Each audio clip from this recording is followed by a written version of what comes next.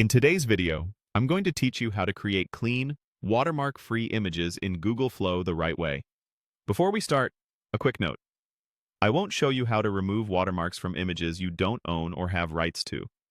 Watermarks protect creators, and bypassing them is against most terms of use and the law. What I will show is how to use Flow to recreate or refine images you own or have properly licensed so you end up with a clean result. First, open your browser and head to Google. In the search bar, type Google Flow and open the official Google Labs Flow page. If this is your first time, sign in with your Google account and create a new project. It only takes a moment and keeps your work organized. Inside your project, choose Create Image. You'll see an option to add a reference. Click the plus icon and upload a photo you took yourself or a file for which you have explicit rights. Using your own source is important, because Flow will lean on it for structure and details. Next, write a clear prompt. Think of it as directions to a careful retoucher. Describe the subject, framing, colors, lighting, and any small details you want preserved.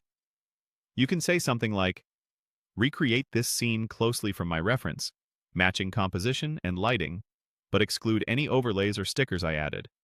Avoid asking the model to copy logos, trademarks, or someone else's watermark. Instead, focus on the look and feel you're aiming for.